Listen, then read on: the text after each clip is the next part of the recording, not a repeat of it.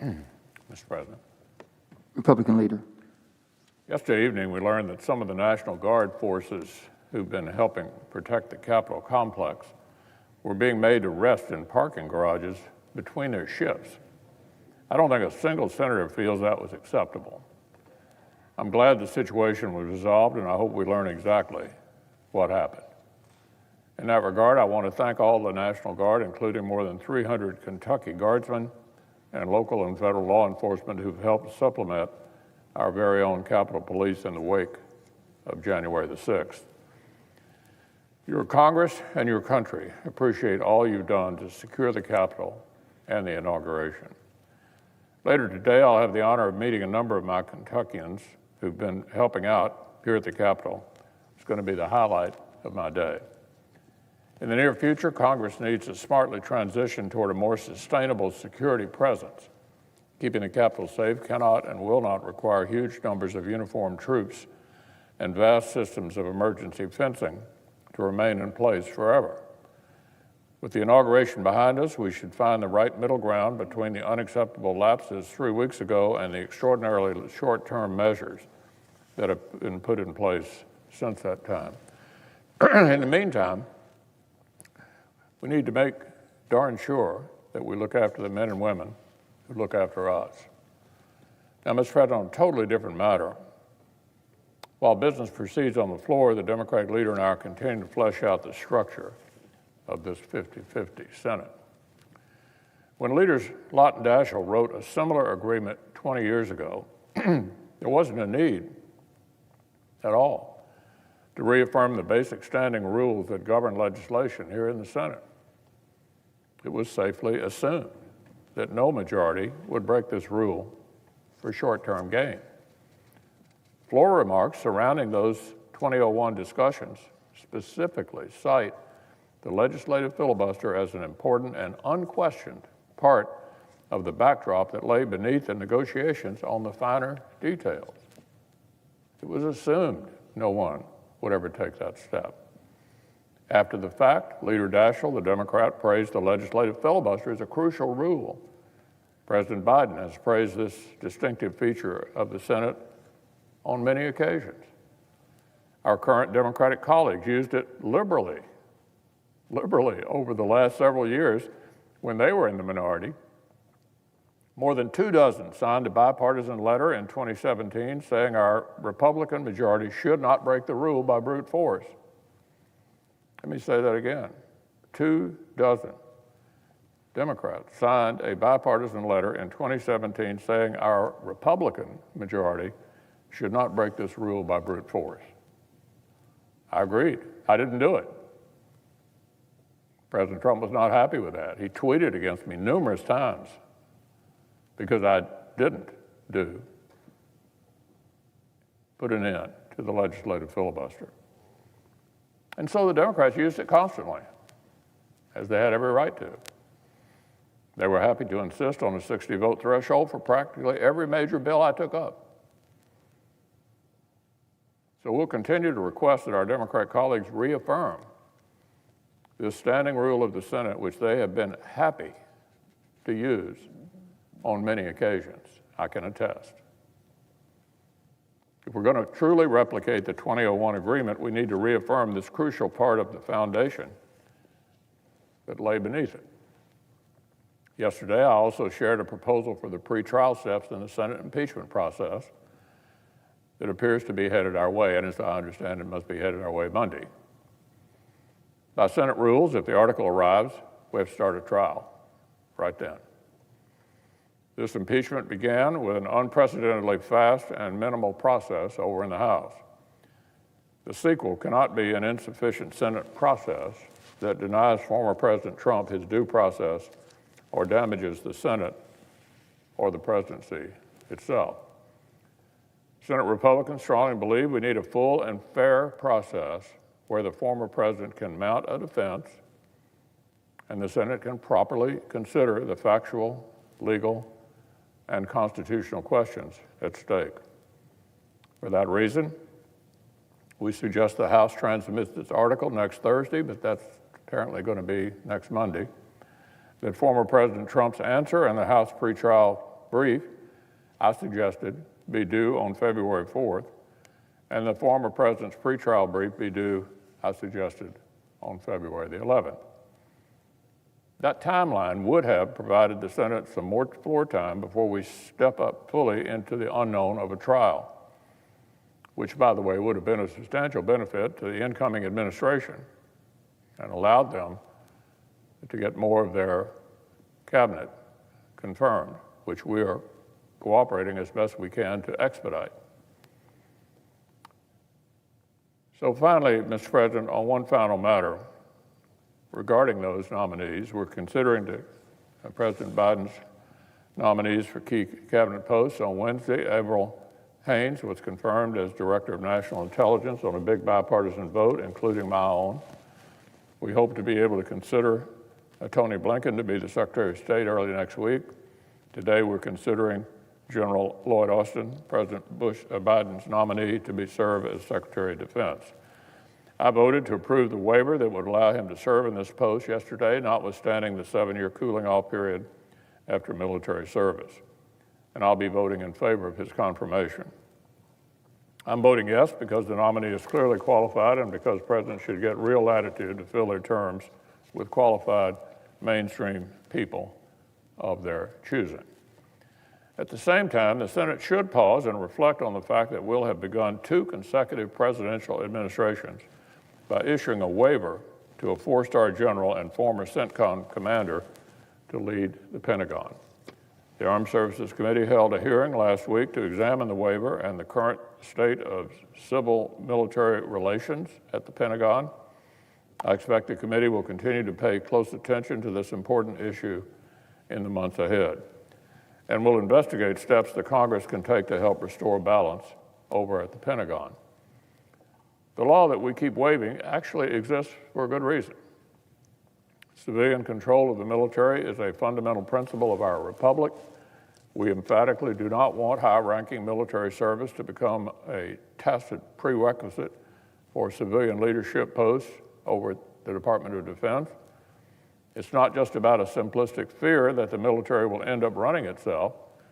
To the contrary, many experts worry that military leaders' appropriate fixation on being non-political may not prepare them for the job to forcefully fight for armed services amid the political rough and tumble in the executive branch and here in Congress.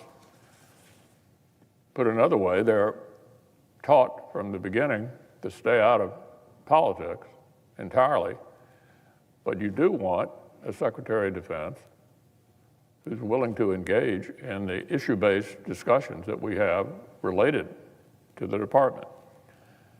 So nevertheless, I'll vote today to confirm a clear patriot with an impressive career, but I'll cast that vote with the understanding that our new Secretary of Defense specifically commits to balancing civil-military relations, empowering civilian leaders at the Pentagon, and playing an active role in the inherently political budget process to get our forces what they need. Our intensifying competition with China and Russia and all the other threats we face demand nothing less. Under the previous order, the leadership time is reserved. Morning business is closed. And under the previous order, the Senate will proceed to the executive session to consider the following nomination, which the clerk will report. Nomination, Department of Defense, Lloyd James Austin of Georgia to be Secretary.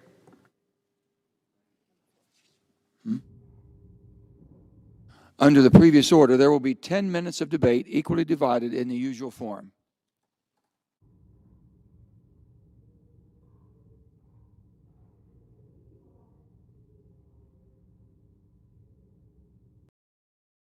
Mr. Rubio, Mr. Sanders, Mr. Sass, Mr. Schatz, Mr. Schumer, Mr. Scott of Florida, Mr. Scott of South Carolina, Mrs. Shaheen,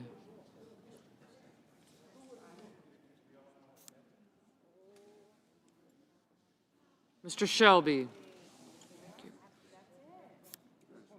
Thank you.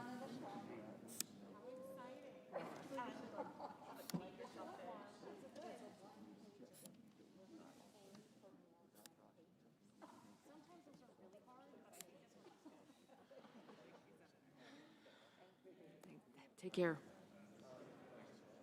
Ms. Sinema. Ms. Smith. Ms. Stabenow. Mr. Sullivan.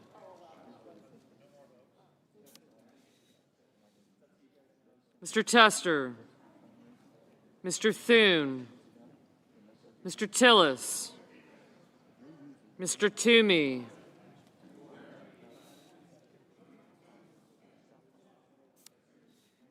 Mr. Tuberville.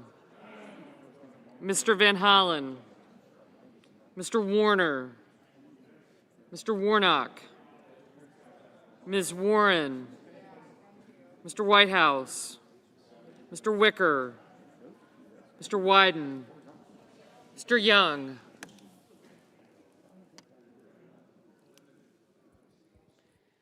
Senators voting in the affirmative: Blumenthal, Brown, Cantwell, Carper, Casey, Cassidy, Cornyn, Cotton, Kramer, Daines, Durbin, Ernst, Grassley, Heinrich, Inhofe, King, Lankford, Manchin, Reed, Scott of Florida, Shaheen, and Whitehouse. No senator voted in the negative.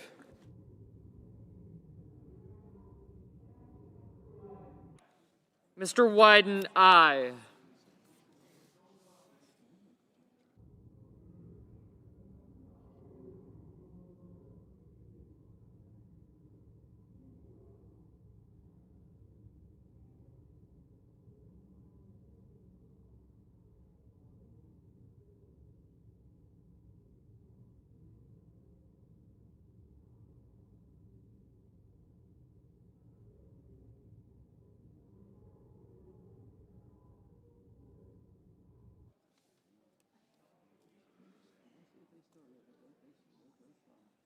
Mr. Leahy, aye. Mr. Kelly, aye.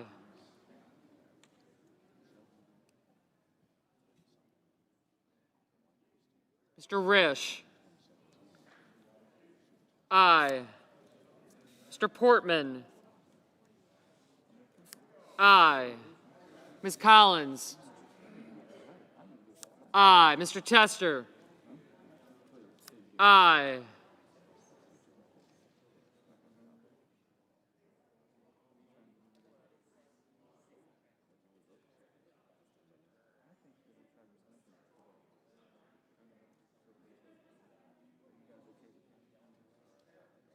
Mr. Hickenlooper, aye. Ms. Smith, aye. Pardon me?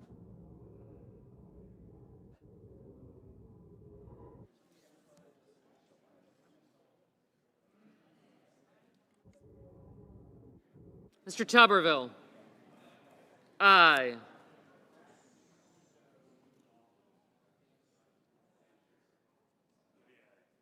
Mr. Padilla, aye. Ms. Stabenow, aye. Mr. Kane, aye. Mr. Paul, aye. Mr. McConnell, aye.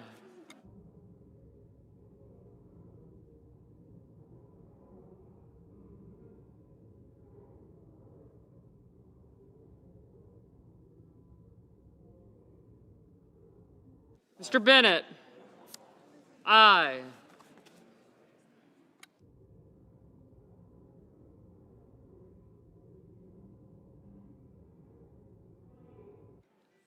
Mr. Lee, no.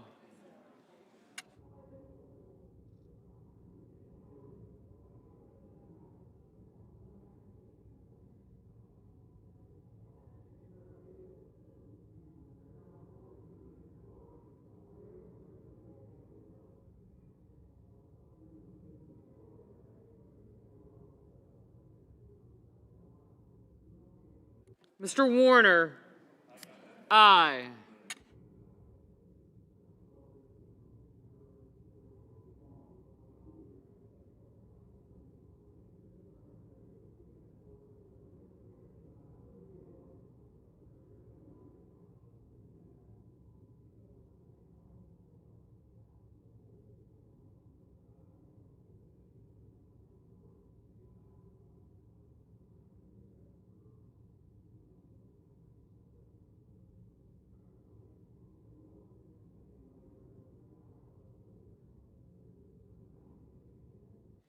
Mrs. Feinstein, aye.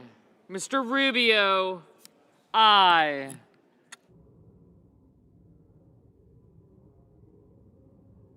Mrs. Murray, aye.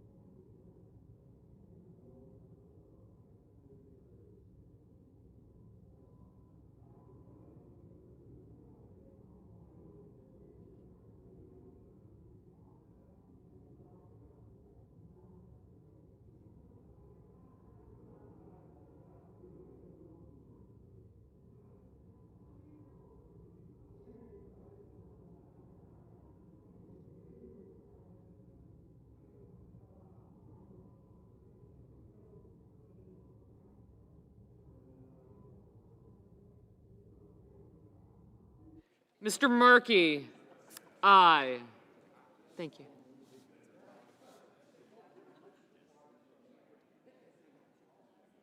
Mr. Braun, aye. Mr. Coons. Thank you. Mr. Marshall, aye. Ms. Lummis, aye. Mr. Coons, aye. Mr. Hawley, no. Mr. Rounds, aye.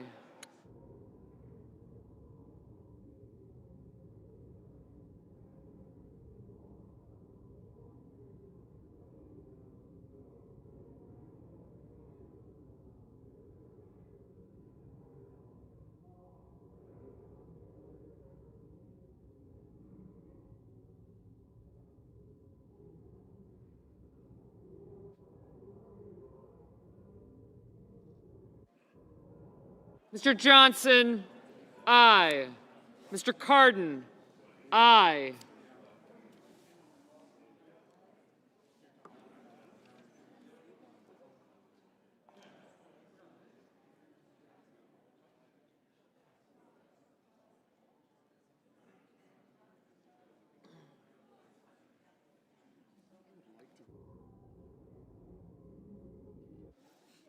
Mr. Booker, aye.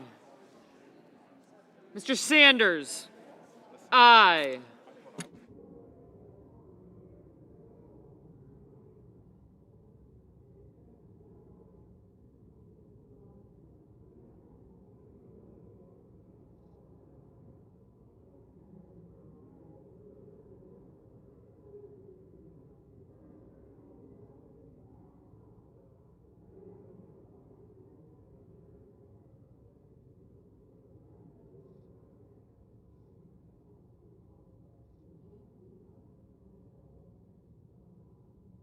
Mr. Peters, aye. Mr. Warnock, aye. Mr. Van Hollen, aye. Ms. Rosen, aye. Mr. Barrasso, aye.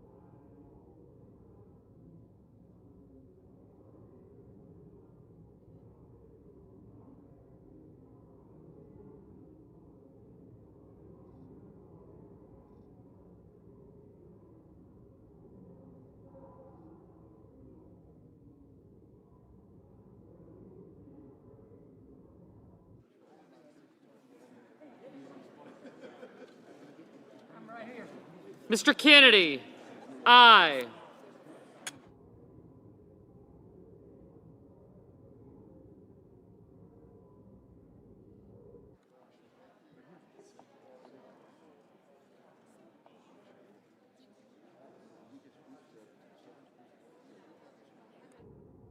Mr. Romney. Aye. Mr. Ossoff. Aye. Mr. Wicker. Aye.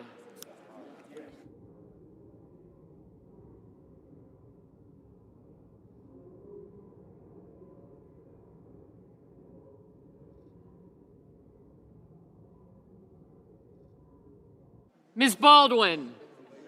Aye. Mrs. Fisher. Aye. Confirmed. Ms. Hassan. Aye.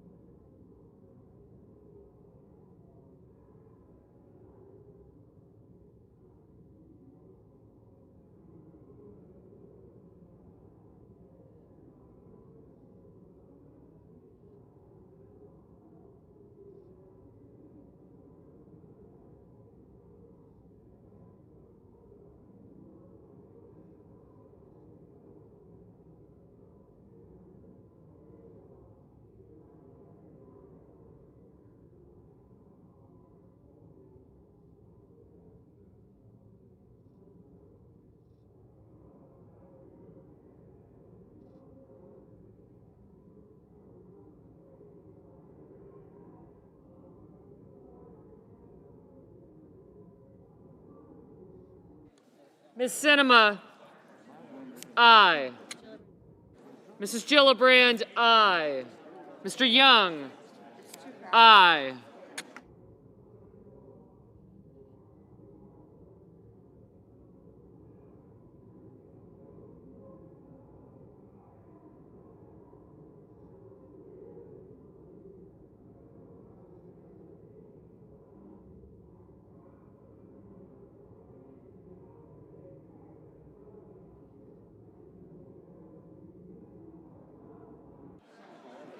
Mr. Schatz. Aye. Mr. Haggerty. Aye. Mr. Menendez. Aye.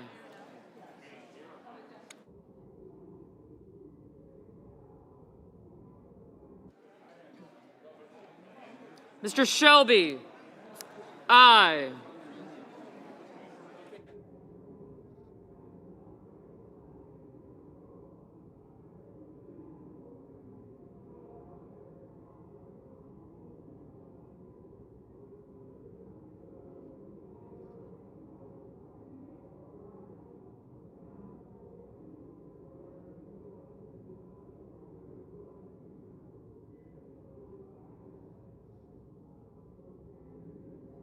Ms. Hirono.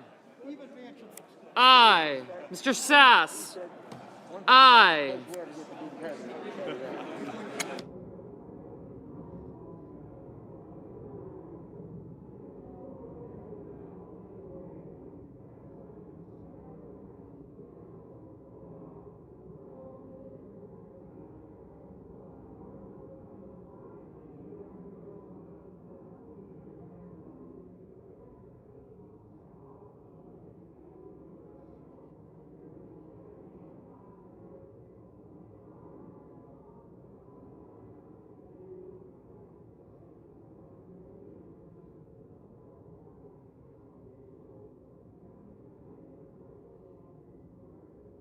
Mr. Graham.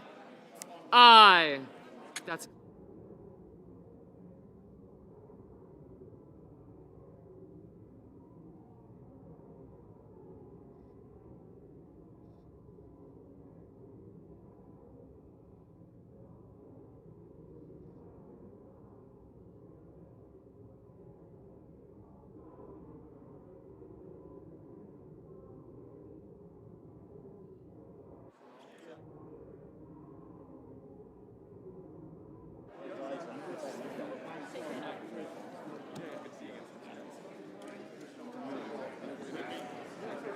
Mr. Crapo, aye.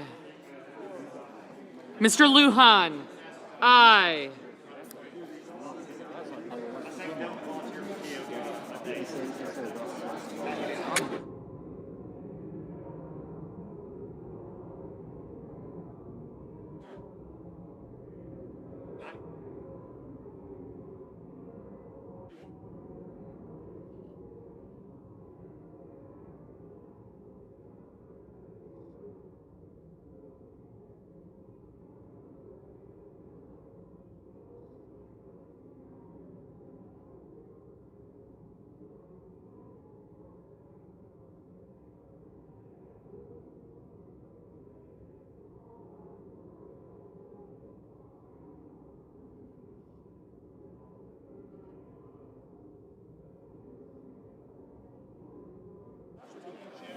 Mr. Blunt, aye.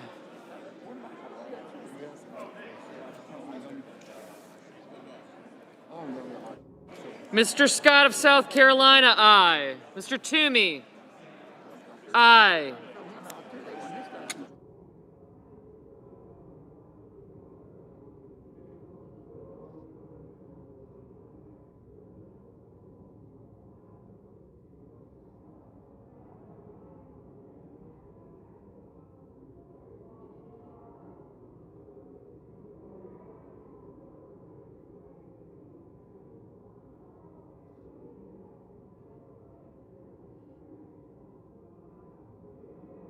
Mr. Bozeman, aye.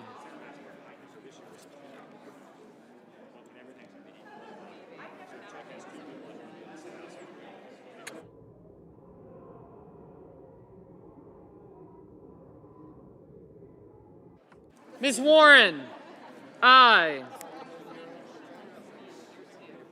Ms. Murkowski, aye.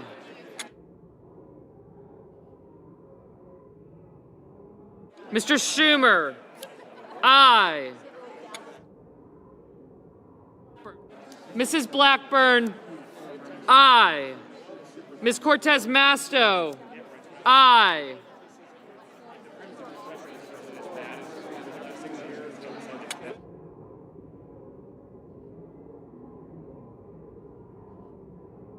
Mr. Merkley, aye.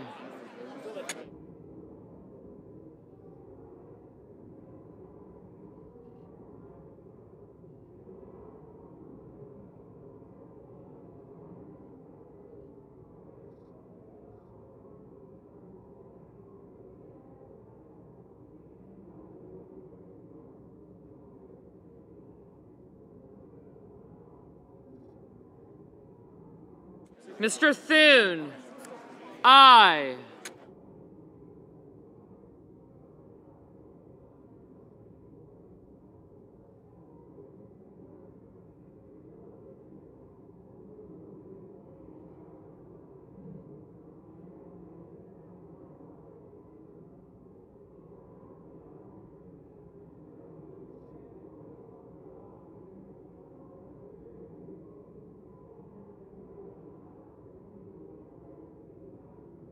Mr. Murphy, aye.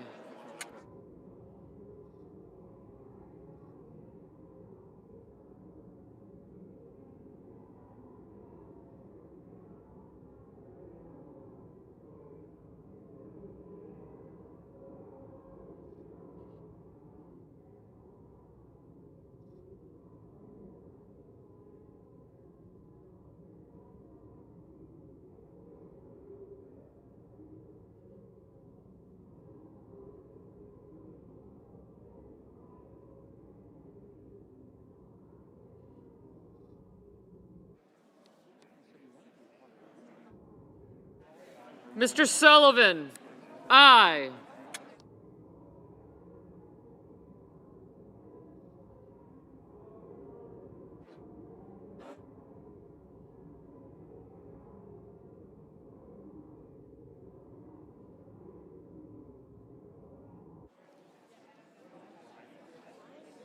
Ms. Klobuchar. Ms. Klobuchar, aye.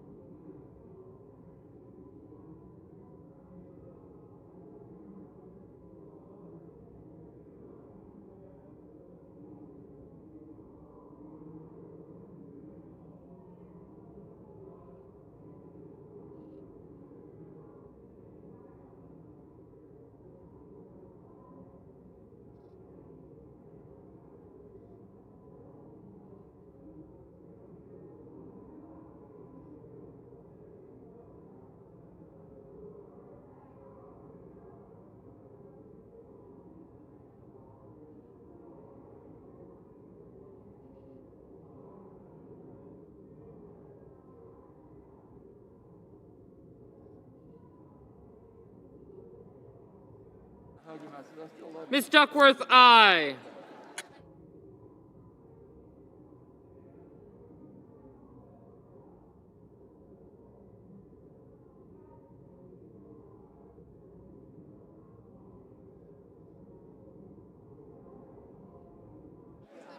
Mr. Cruz, aye.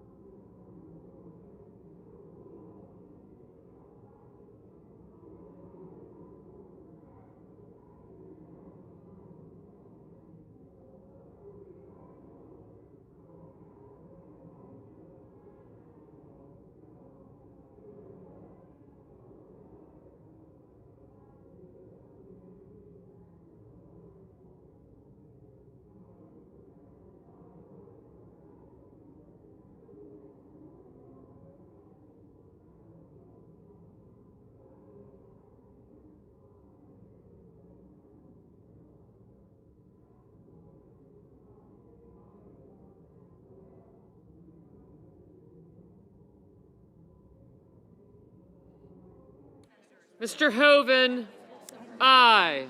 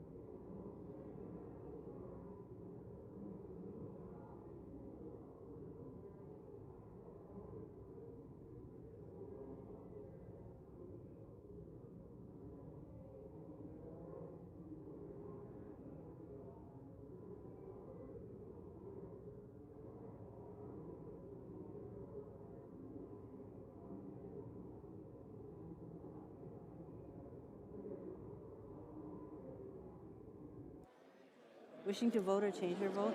Okay. Right now?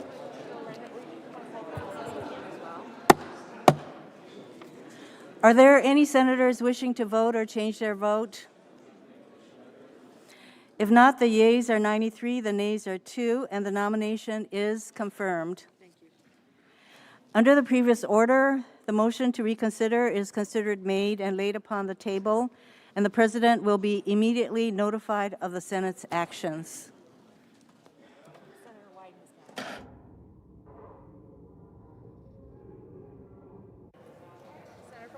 Senator from Oregon is recognized. Madam President, I'm having a little trouble hearing. Madam President, Please take your conversations outside. The Senate will come to order. Senator from Oregon is recognized. Thank you, Madam President. First, I ask unanimous consent that the Senate be in a period of morning business with senators permitted to speak therein for up to 10 minutes each. Madam President, I have one request for committees to meet during today's session of the Senate. They have the approval of the majority and the minority leaders. Duly noted. Madam President, a few minutes ago, Chair Janet Yellen was approved by the Senate Finance Committee to be the Secretary of Treasury by an extraordinary 26-0 vote. I have seen times around here in the Senate where you come away convinced you couldn't get 26-0 among senators to buy a soda. And I want to thank Senators Grassley and Crapo for working very closely. The Senate will come to order. Thank you, Madam President.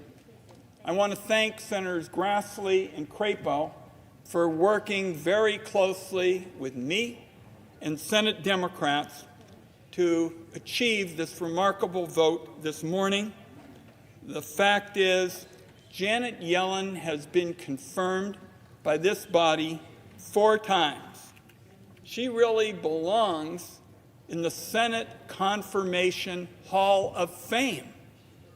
And the reason that she's been confirmed all of these times is because of what we saw at her confirmation hearing on Tuesday. She did a superb job. After the hearing, she responded to hundreds of questions in a substantive way that came from colleagues and has made a real commitment to transparency. Now, I know that senators are working on a variety of issues now, but I would like to say that I think given the urgency of the economic challenge our country faces in a truly perilous economic time, I would very much like to work with all of my colleagues, particularly Senators Crapo and Grassley, Senators Crapo on the floor, to find a way to today bring up Chair Yellen for confirmation to be our Secretary of Treasury. And I want to say I very much appreciate the conciliatory way this was discussed today. And I really hope that the Senate can vote on her nomination today. Madam President, I yield the floor.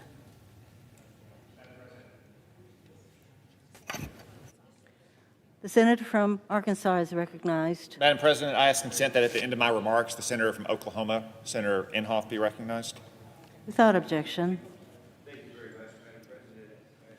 Consent that at the conclusion of the remarks from the senator from Arkansas that I be recognized. Without objection. Madam President, on Wednesday, just moments after Joe Biden took office, China's Ministry of Foreign Affairs sanctioned 28 members of the outgoing administration, including Secretary of State Mike Pompeo, National Security Advisor Robert O'Brien, and UN Ambassador Kelly Craft. According to Chinese state media, these Trump administration officials were guilty of, quote, crazy moves which gravely interfered in China's internal affairs. Those crazy moves include, presumably, condemning the Chinese Communist Party's genocidal campaign against religious minorities in Xinjiang province, or its atheistic crackdown on Chinese Christians. In addition to interfering, these officials allegedly offended the Chinese people and seriously disrupted U.S.-China relations. I guess that refers to some, such as Secretary of Health and Human Services Alex Azar, who traveled to Taiwan. Under the new sanctions, these officials are now barred from entering China. But more important and more ominous institutions associated with them are also restricted from doing business with China. Now, it's tempting to laugh off these sanctions, as I did last summer when China sanctioned me. You won't have a second honeymoon in Wuhan, or you'll have to vacation in a non-genocidal country. But these sanctions are no laughing matter. They're not bluster. They're another step in China's long-term campaign to coerce Americans at every level of government and business. They are a direct attack on the independence of U.S. policy toward China and an attempt to blackmail the Biden administration with personal financial ruin in the future if they dare to stand up to the Chinese Communist Party. Some may start to think about the potential damage to their future, and they may start to sweat a little bit. Now, you may say, good, I'm glad that former government officials can't cash in on their service and go to influence peddling firms like WestExec or Albright Stoneridge and sell access to the Chinese. I might even agree with that point, but consider a few other hypotheticals. The Chinese state media singled out book publishers as just one example of who could pay the price. Many public officials like to write memoirs, and these memoirs often add a lot to our understanding of current events. But Chinese state media singled out book publishers as an example of companies that would be banned from China if they associated with sanctioned individuals. And in fact, China has already used American books as pawns in the trade war with the United States. So will major publishing houses really risk losing access to the Chinese market for all their other titles to strike a book deal with, say, a former Biden cabinet official who was tough on China and ended up getting sanctioned? It's unclear, but I would say doubtful. Other public officials practice at big law firms. And I know that we all make jokes about lawyers, but it's an honorable profession. And there's nothing wrong with practicing at a big law firm, and they may plan to return to their firms after the administration is over. A lot of those firms have close or clients with close ties to China. And even if a former public official has no client with any business in China, will those law firms really take back their old employees if it means potentially losing valuable clients who are afraid of angering the Chinese Communist Party? Again, I'd say it's unclear, but perhaps doubtful. Once you consider these hypotheticals and others that don't involve influence peddling or anything untoward, you can begin to see the insidious consequences of these new sanctions. Beijing wants to scare the Biden administration into doing its bidding, and they want to scare U.S. businesses into blacklisting any official who irritates the Chinese Communist Party. Therefore, I call on the Biden administration to treat these sanctions as a day one assault on the independence of its foreign policy by denouncing this intimidation in the strongest possible terms. But as the Chinese Communist Party is determined to prove, actions speak louder than words. So I also call upon President Biden to act reciprocally by sanctioning Chinese officials who are responsible for this blackmail campaign against his administration. Those officials shouldn't be able to ferret away their fortunes in the U.S. banking system, the way so many corrupt Chinese oligarchs do, nor should their princeling children get degrees from our top universities or internships at prestigious Washington think tanks. President Biden should also refuse to nominate for senior positions individuals who are professionally or financially entangled with China, who could be compromised by the mere threat of sanctions. Finally, President Biden should determine whether Chinese Ambassador Cui Tiankai was involved in these sanctions, and if so, he should be expelled immediately for this egregious effort to subvert American foreign policy. And that's just for the short term. America must also begin to disentangle our economy from China, to decouple our economies. The Chinese Communist Party's sanctions only pose a threat because American society is so deeply compromised by Chinese influence. American corporations, the big banks, think tanks, universities, film studios, even our sports leagues, even LeBron James, are all addicted to Chinese cash. They're all part of a new China lobby that's deeply invested in the status quo and thus hostile to any efforts to redefine U.S.-China relations in America's interest. This lobby makes their money in China.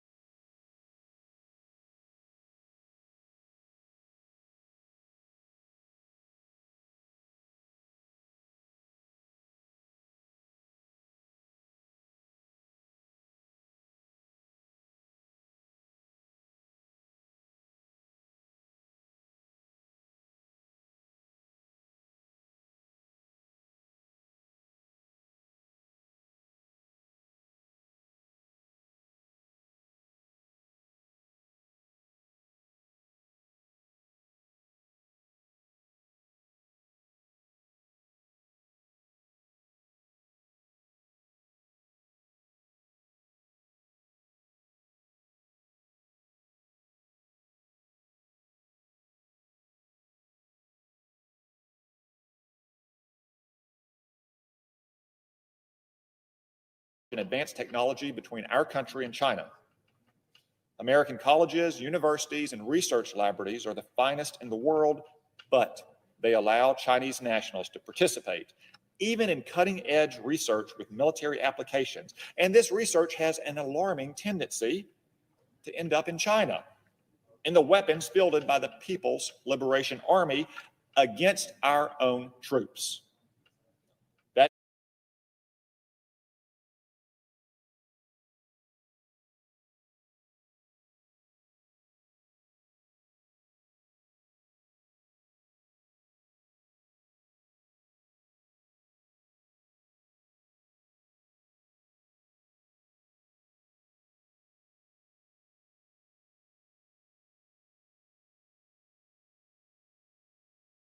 Must be different. The United States must break free of Chinese communist suffocating grasp. Free of Chinese communist suffocating grasp, fight back, and win. Madam President, I yield the floor. Senator from Oklahoma is recognized. Thank you, Madam President. First of all, let me just compliment my friend from Arkansas on the great remarks. People are not aware of the threats that we're facing in this country, and we want to join him in encouraging the new administration to understand and address these threats. But, Madam Chair, since last week there have been over 20,000 members of the National Guard stationed here at the Capitol.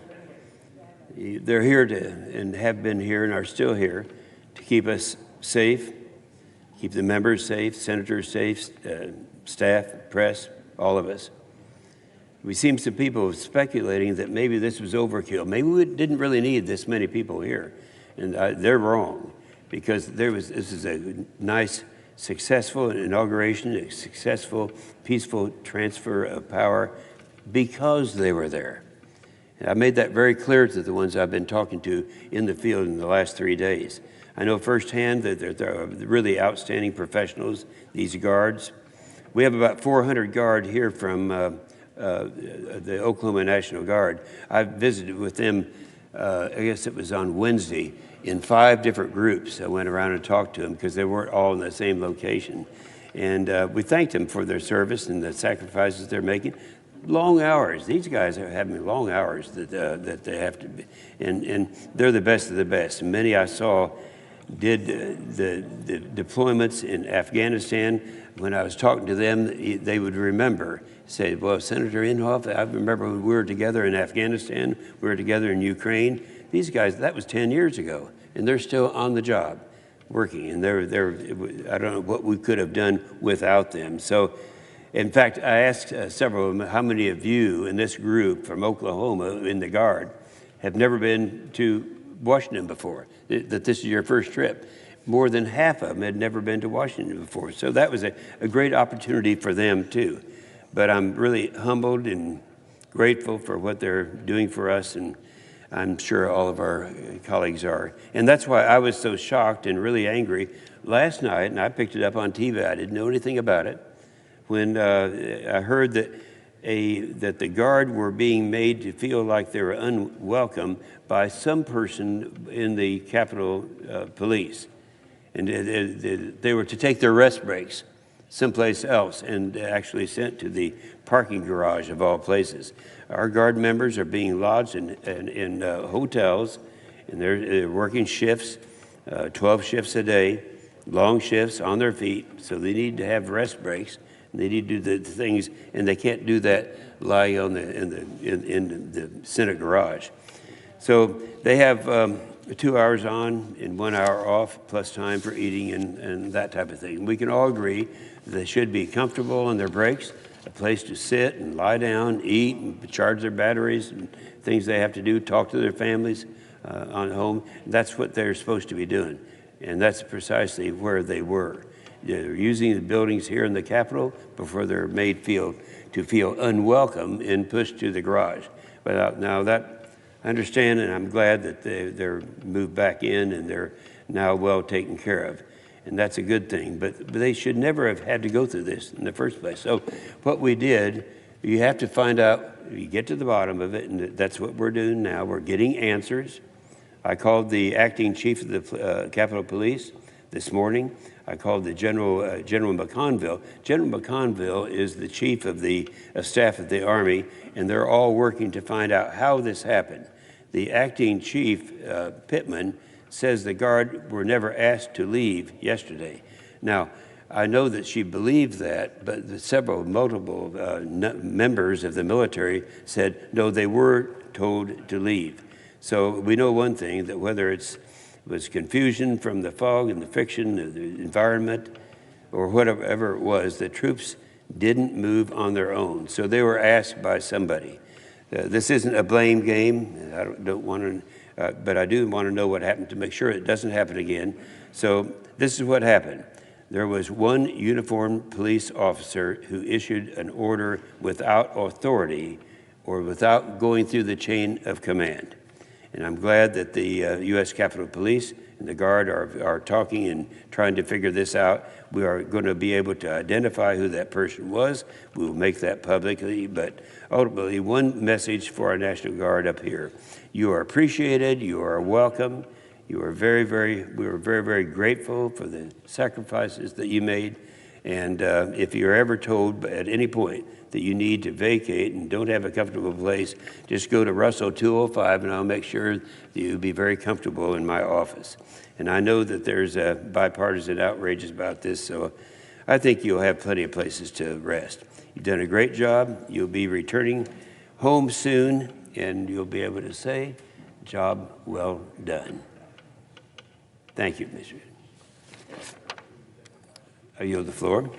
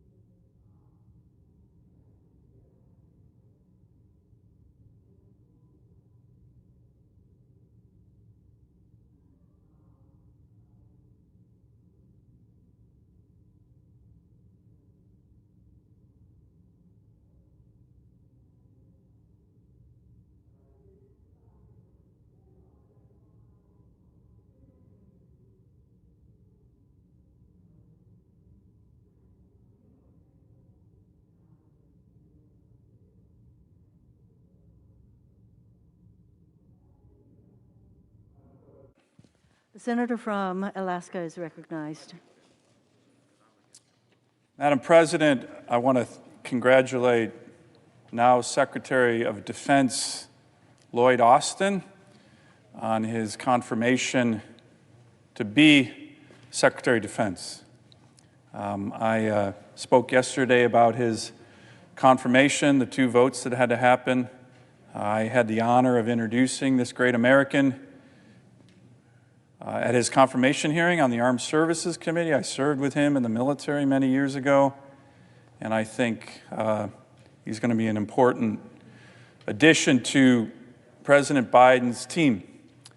One of the things that we've been working on over the last several years is rebuilding our military after drastic cuts by the Obama-Biden administration. Hopefully we're not going to see that again. One of the reasons I was strongly supporting now Secretary Austin was because I believe, and I certainly hope this is a correct belief, and I got commitments from him, he won't agree with that, although I'm sure some, unfortunately, in this body and others in the Biden administration are going to agree with drastic cuts to the military. It'll hurt readiness. So one of the reasons that I think he's going to be a good secretary is not just his exceptional character, humility, leadership, but because he knows what will happen if there's dramatic cuts like there was in the second term of the Obama-Biden administration to our military. Not good. One of the things I had the opportunity to talk to him about, one of the things that's been a huge positive for America over the last decade for so many reasons is that we've become the world's energy superpower again, like we were essentially during World War II. What do I mean by that? Prior to the pandemic, we were the #1 producer of oil. Yes, people still need to use oil. I know some of my colleagues on this body don't believe that, but it's true. #1 producer of natural gas, clean burning natural gas. We're starting to export it all around the world. #1 producer of renewables. So all of the above, America is the superpower of energy. This is good. It's great for the national security of our nation for a whole host of reasons. General Austin understands that. Secretary Austin understands that. It's great for jobs. In the 2008-2009 recession, the #1 sector of the economy that got us out of the Great Recession was the energy sector, in terms of GDP growth and jobs. It's great for the environment. Why do I say that? Some people tilt their heads. It's great for the environment because in America, certainly in my state, Alaska, we have the highest standards on the environment of any place in the world. By far, it's not even close. So if you need energy, which you do, you should do it and produce it in the place that respects the environment the most. Not Russia, not Saudi Arabia, America, Alaska. It's good for energy security. It's good for manufacturing, low-cost natural gas throughout the country. And like I said, Madam President, it's really good for jobs. These are really good jobs. Resource development jobs are really good jobs. They support working families and the middle class. Everybody knows that. So that's a good thing that's happening in the United States of America. There's some fringe groups that don't like energy. Unfortunately, some of my colleagues in the Senate don't like hydrocarbons. But by the way, as we became the world's energy superpower, our greenhouse gas emissions declined, probably more than any other industrialized economy in the world. Why? Because natural gas is clean burning. So this is a win, win, win, win, win on so many fronts. So here's why I'm speaking right now, because it's all at risk. It's all at risk. The first few days, the new Biden administration has seen an unprecedented assault on resource development in energy jobs. An attack on the men and women, working men and women, good wages, produce really important resources for this great nation, and now for other countries, because we export a lot of these resources, an assault on good energy jobs, good resource development jobs that have been the bedrock of millions of middle-class Americans for decades. For decades. Let me just give you an example just in my state. Everybody knows about ANWR, right? This body moved in terms of legislation for leases. We did it the right way. Law passed by the Senate and the House, signed by the President to move forward on leases. First day on the job, new president decides he's going to suspend everything with regard to ANWR. Okay, that wasn't a surprise, to be honest. But, of course, it was a huge disappointment. Not sure it's legal. Like I said, we did it the legal way. He's doing the old-fashioned Obama pen and phone way. Probably a lot of questionable legalities there. So that's one. We were expecting that. But here's the other one, Madam President. We have another part of Alaska called the National Petroleum Reserve of Alaska, set aside by Congress for oil and gas development. Not controversial. We've been doing it for decades. It was originally called the Naval Petroleum Reserve for America. Okay, this is not controversial. And we have a lot of energy projects in the NPRA that are ongoing. Heck, even the Obama-Biden administration allowed us to drill there because that's what Congress said for decades. And it's good for the country. We need energy. We need energy. So if we need it, shouldn't we get it from America?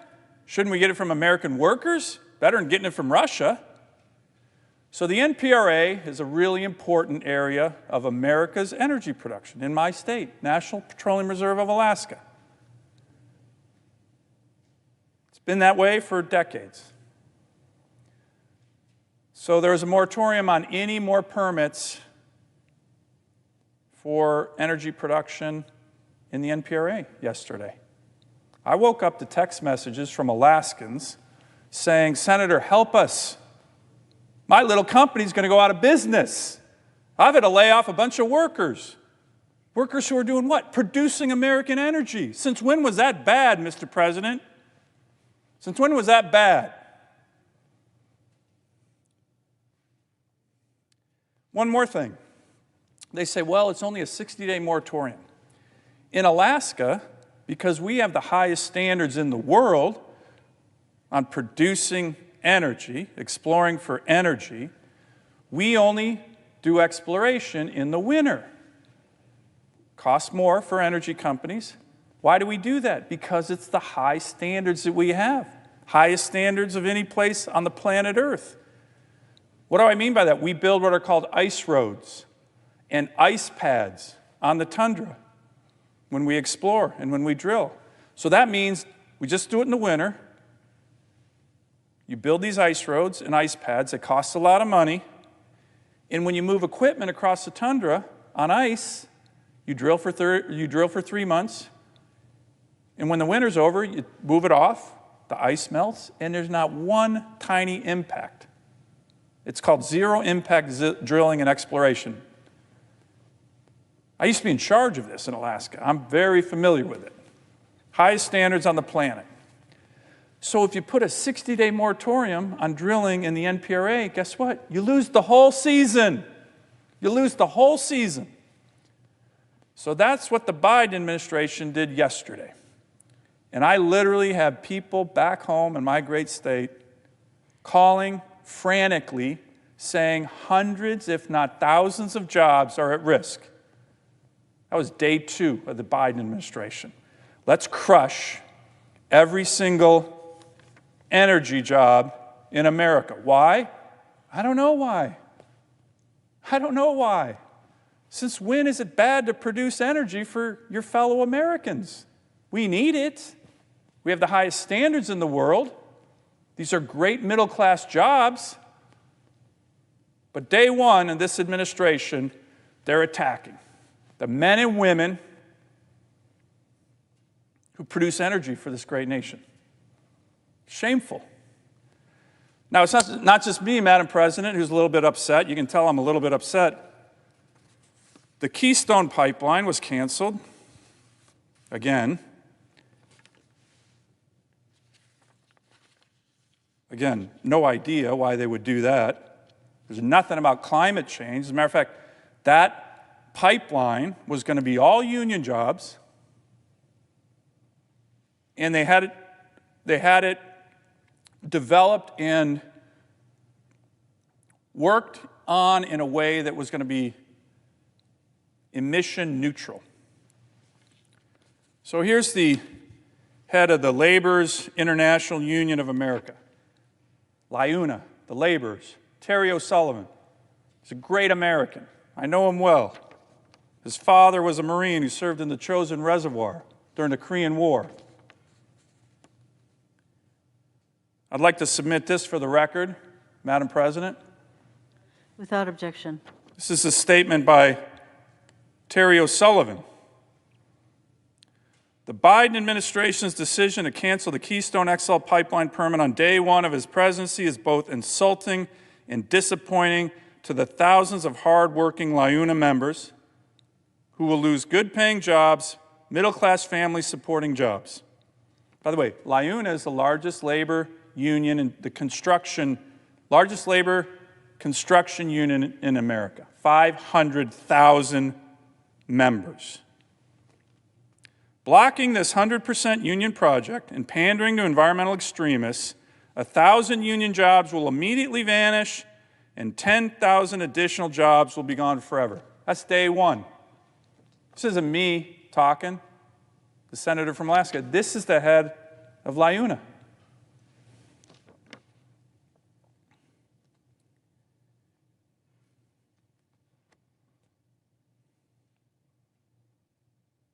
We support the president's campaign to, quote, build back better, but for union members affected by this decision, there are no renewable energy jobs that come even close to replacing the wages and benefits the Keystone XL project would have provided.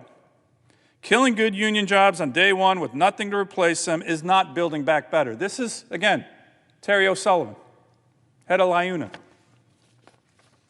Another statement, Madam President, I'd like to submit for the record. This is Mark McManus, General President of the United Association of Union Plumbers and Pipe Fitters. They were going to build the pipeline, Keystone Pipeline too, just like the LIUNA members. Without objection. Quote, in revoking this permit, the Biden administration has chosen to listen to the voices of fringe activists instead of union members and the American consumer on day one.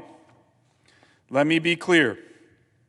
When built with union labor by the men and women of the United Association, Mr. McManus's union, pipelines like Keystone XL remain the safest and most efficient modes of transportation in the world. Sadly, the Biden administration has now put thousands of union workers out of work. So, Madam President, let me close with this. There are a number of senators who want to meet directly with the president on this issue.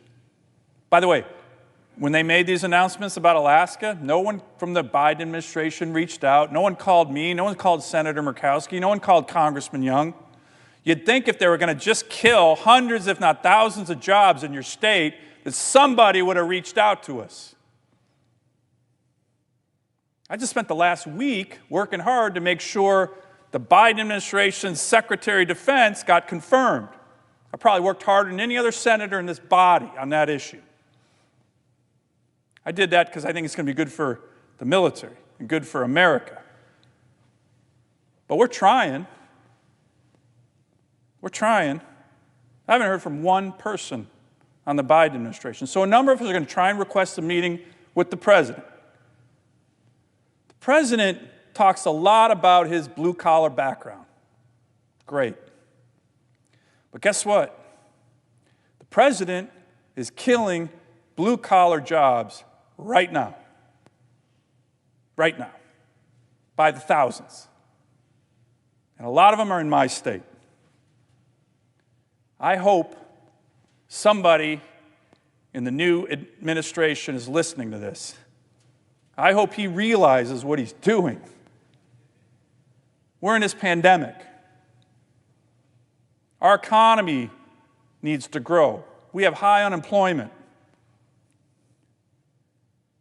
in the idea that you would start your administration by targeting the men and women who have built this great nation, who have good-paying jobs, is astounding to me. Mr. President, and I'm not talking about the President of the Senate, Madam President, I'm talking about the President of the United States. You need to listen to us. This is not a good start. You talked in your inauguration about putting yourself in other people's shoes.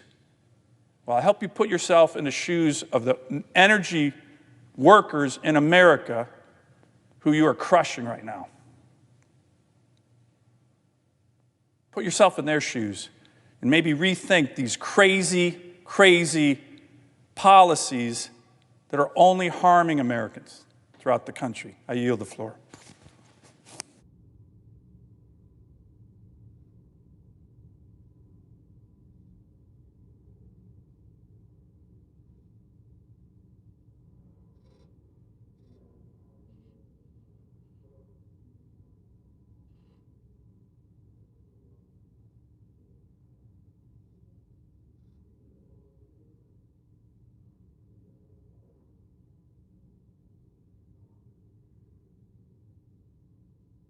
Madam President, I note the absence of a quorum.